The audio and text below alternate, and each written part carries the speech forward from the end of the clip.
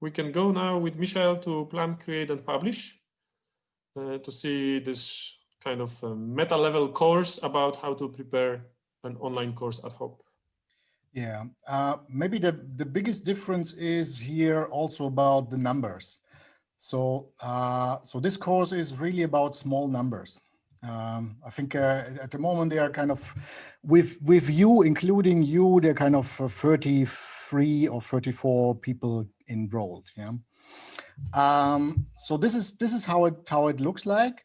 We were talking about the format. So here it's the board format. So you see here, basically there are 5 modules and they are not coming one after the other, but they are kind of all displayed, and you have one additional ones with some resources. Yeah, it's a course which I mean, it's a course and it's maybe a playground.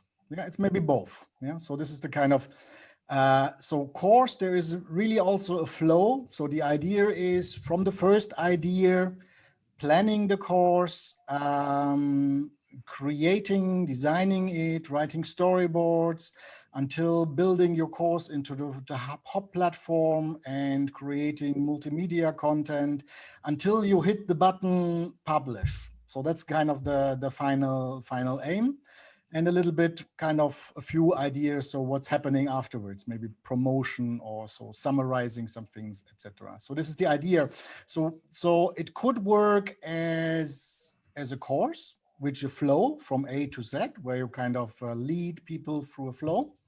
So that's the one idea, to use it in comparison or in connection with the crash course. Yeah. So to have people kind of see the inside as a learner, and then they come to the crash course and we switch to the course facilitator perspective and go to the inside Hop and look how it is there. That was the kind of the starting idea. And the second one is, it is for participants who are kind of now working together with a Salto Resource Center or with a national agency or within a Key Action 2 project, and they would like to organize a course. So for these people, and here is the enrollment limited. So this is kind of, it's going via Tomek. So they end up at the course landing page and they're kind of redirected to Tomek, and Tomek is giving them then the enrollment key, and then they can access the course. Yeah, so that's at the moment the idea. So if we have, let's say, kind of project groups which are teaming up, we have course facilitators together with NAs or Salto Resource Center who support or promote kind of already a course that they would like to see on Hop platform, or a kind of a Key Action 2 project, then they would kind of, they could use this support, yeah, in a package. So it's not open. Yeah, that's why we have also these kind of very short numbers. And for these, just add, for this enrollment, I would always ask interested trainers or the institution what's their idea for the course after.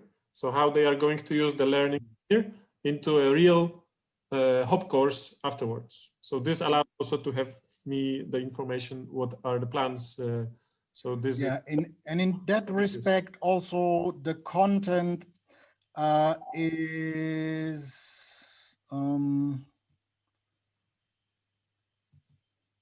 I was trying to see also both sides in this course development. Yeah, so you have the course organizers, you have the perspective of, let's say, a national agency on the course coordination. So what do you need to do to make this project and bring it to the end? But also the course authors and the facilitators view, what kind of content you create, what aims you put inside, what interactive activity, and what kind of multimedia content. So to have these kind of two sides bringing together, so that really kind of the project team could join the course and kind of and use this kind of course or the materials here to to design their own one. So this is the kind of a little bit also one of the basic ideas.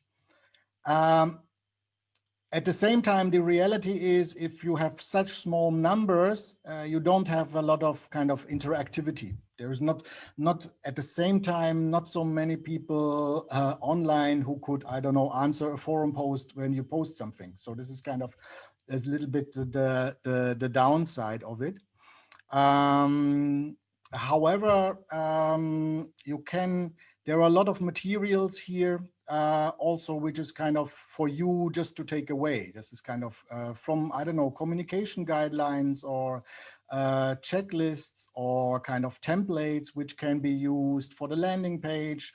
So different materials, which kind of help you to kind of to design the course, which you can use or could you kind of adapt to your needs. So this is also, it's also sometimes maybe not so much a course, maybe a kind of, it's a big resource box, yeah? A big publication with materials that help you to design the course.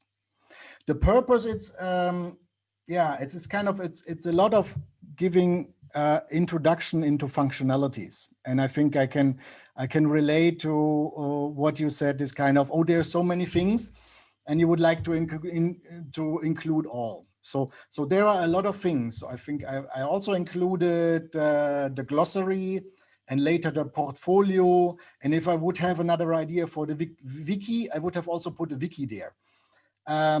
And that is what I mean with playground. I think I wouldn't recommend for another course to include a glossary and a wiki and a portfolio, because these are 3 mega activities within one course. Yeah. But if you would like to learn the functionalities, it's nice to see it, how it is used or how it could be used in the course. And from a learner's point of view, you can just immediately play around with it. Yeah. So that's why there are a lot of functionalities which are here, like the glossary, and there is activity with this, and there is a list of terms people could choose. They could look up in the internet, and they can write a small 2 or 3 sentences just to play with it, or a longer paragraph to see. And sometimes I was using just kind of content which I had in the course to put it also there. And but in a way, it's a little bit overloaded. I mean, there are so many activities in this course that you won't get to your own course when you do everything. Yeah. There was one thing about so if we're talking about the blocks, what I find it's useful. Okay, the course progress, it's for the learners also to see kind of how many things they have done. It's the navigation, because now in the second version, it will be everything accessible. So people can come. So maybe they start with their first idea, but maybe they are already further in their progress and they take what they need. Yeah, so they could immediately jump to, I don't know, I know already something about online learning, the basics and the theory, etc. I go immediately jump into quality and planning. Yeah, so people could also just kind of focus really on what they need. So I left the navigation here because really it's kind of, if you're jumping around, so you have here in the navigation, you have all the sub-chapters. And if you're somewhere inside the course, I think it's just handy to have it there. And one additionally, it's just kind of randomly displayed glossary entry. So kind of have some content in the background. And that's only on the first page, the latest badges, which kind of are available. I was trying also to show a lot of options what you can do, and sometimes I'm playing around with doing things differently. So, for example, I'm using a forum not to discuss content which has been delivered earlier, but I use maybe a forum to collect content and then come and present some ideas about the content. So this is, for example, is what makes a good online course. It's presented as a forum, and then there is coming an article about quality aspects of non-formal online learning. So it's just kind of switching it around, not bringing and presenting the content, that is how it is, and then let people discuss it or make a quiz about it to kind of to deepen the knowledge, but to make it the other way around, kind of to activate the kind of the thinking, yeah, contribute, and then I bring some additional ideas. And this is one idea. So I have it also this, for example, summing it up, I have here something about recommendation, developing online course recommendation, which is a forum which is collecting ideas. Yeah, so this is kind of, it's not kind of a summary which I do, which kind of summarizes a few tips, but it's kind of student driven. And the second thing is I try also to play with digital tools, which I think trainers like, or we like to work with. Yeah. So I try to find, for example, here I included Menti, yeah, Mentimeter. So you go here to which quality aspects in the field of non-formal education and international youth work would you like to see in online learning? There's a link to a Mentimeter, and they put their answer in, and then I bring the results back to the online page, which is then here. You go for the next module, and on the next module, you see there it's loading.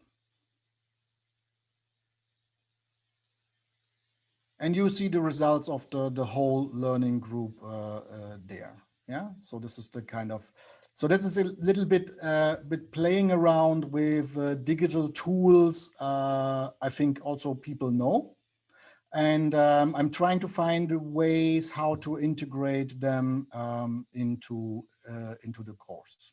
Yeah.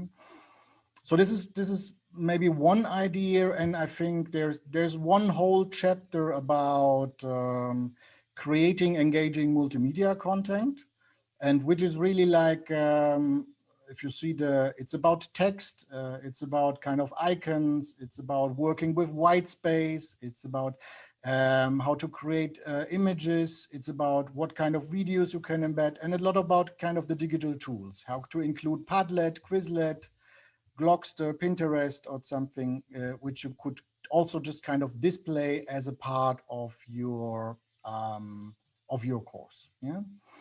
So one more thing is the H5P elements, so the interactive. I'm also a bit experimenting with it. Moment. So you don't see it here. So this was the learner's view. So that's the facilitators. So it's also this kind of the quality aspect. So the content model is only visible if you've went through this forum module. Yeah. So before that, it's hidden. Here is, for example, I have an interactive module. There's a whole site with beautiful functionalities. Here I set up one which is just kind of in form of this FAQ, yeah, just like accordion, where you can kind of click on this kind of different functionalities and find out what is behind there.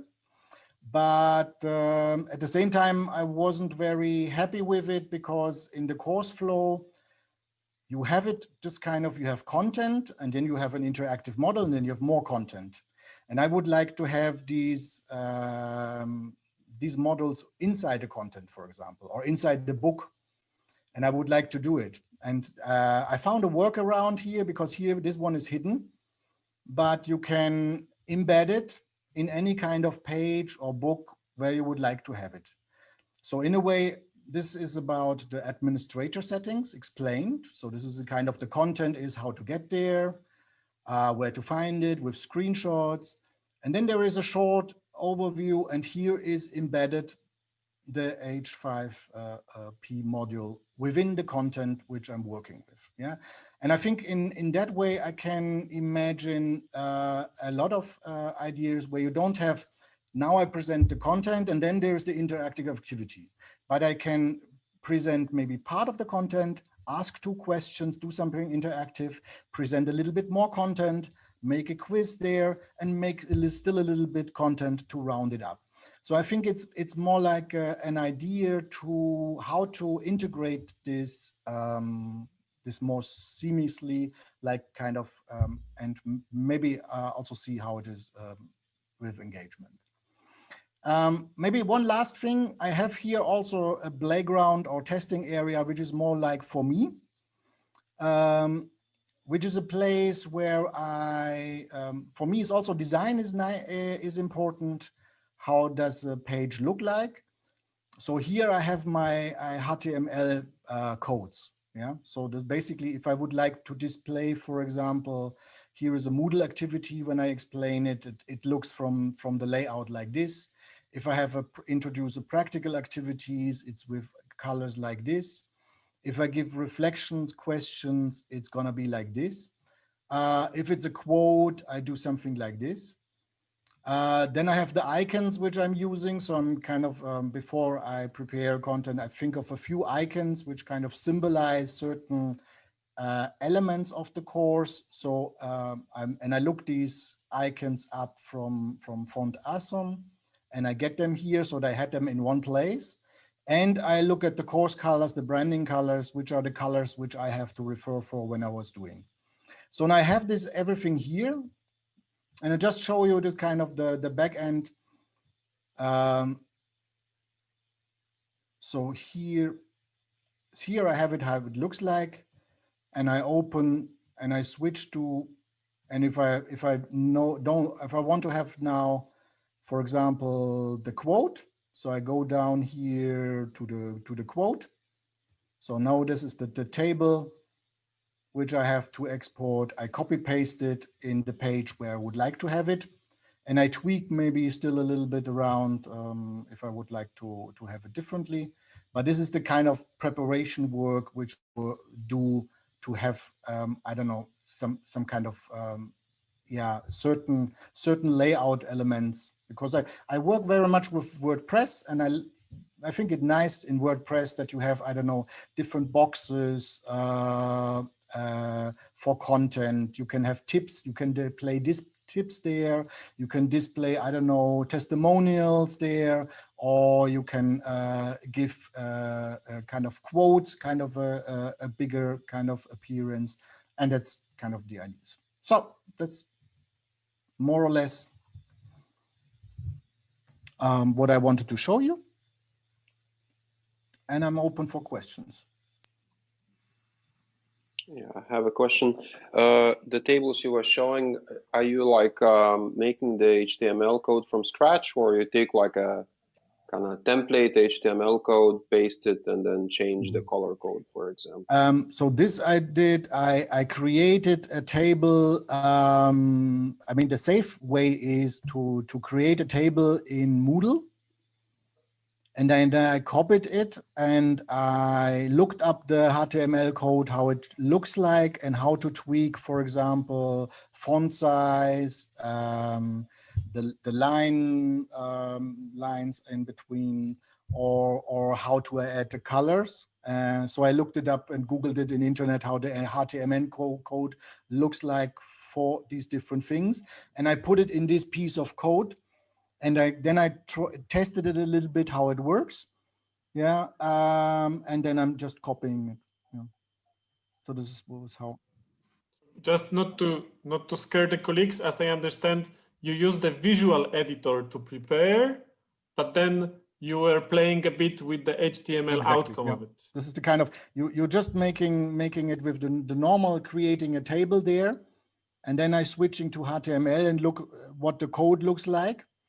Because that's the safe way. If I look up some code of HTML in internet and I include it in Moodle, sometimes maybe it works and sometimes maybe it doesn't work because it's not accepted. Yeah. So this is the kind of more workaround. But if I create already a table that works with displayed in Moodle, yeah, then I'm fine. Then I know I'm fine. Yeah. So that's the way I'm doing it. So and then I can change background color, and I can, I don't know, have only one border, which I make with the quote on one side, the size of the border or something. This I can tweak. Yeah, I'm not very firm in HTML code, but these things I can do. Yeah.